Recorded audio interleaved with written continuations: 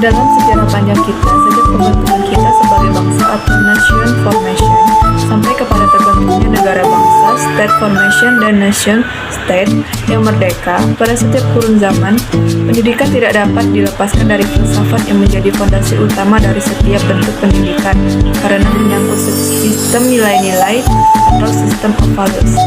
Substansi dan tekanan dalam sejarah pendidikan itu bermacam-macam, tergantung kepada maksud dari kajian itu, mulai dari tradisi pemikiran dan para pemikir besar dalam pendidikan, tradisi nasional, sistem pendidikan beserta komponen-komponennya, sampai kepada pendidikan dalam hubungannya dengan sejumlah elemen problematis dalam perubahan sosial atau kestabilan, termasuk keagamaan, ilmu pengetahuan atau sains, ekonomi.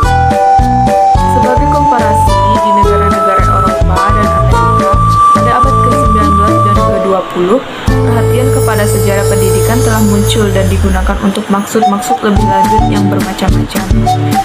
Untuk membangkitkan kesadaran berbangsa, kesatuan kebudayaan, pengembangan profesional, guru-guru atau kebangsaan. Esensi dari pendidikan itu sendiri sebenarnya ialah pengalihan atau transmisi kebudayaan atau ilmu pengetahuan, teknologi, ide-ide dan nilai-nilai spiritual serta atau estetika dari generasi yang lebih tua kepada generasi yang lebih muda dalam setiap masyarakat atau bangsa. Oleh sebab itu, sejarah dari pendidikan mempunyai sejarah yang sama tuanya dengan masyarakat pelakunya sendiri. Sejak dari pendidikan informal dalam keluarga batik,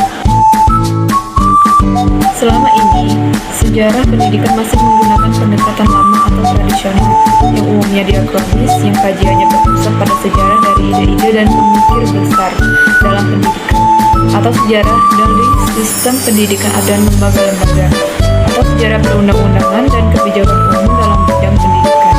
Pendekatan umumnya diakronis ini dianggap statis, sempit, serta terlalu melihat ke dalam, sejalan dengan perkembangan zaman dan kemajuan dalam pendidikan.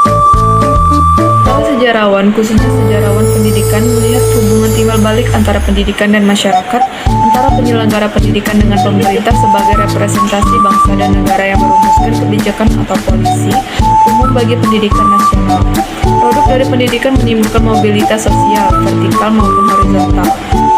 Masalah-masalah yang timbul dalam pendidikan yang dampak-dampaknya positif maupun negatif dirasakan terutama oleh masyarakat pemakai, misalnya tumbuhnya golongan menengah yang menganggur karena jenis pendidikan tidak sesuai dengan pasar kerja atau kesenjangan dalam pemerataan dan mutu pendidikan. Pendidikan lanjutan yang hanya dapat dinikmati oleh anak-anak orang kaya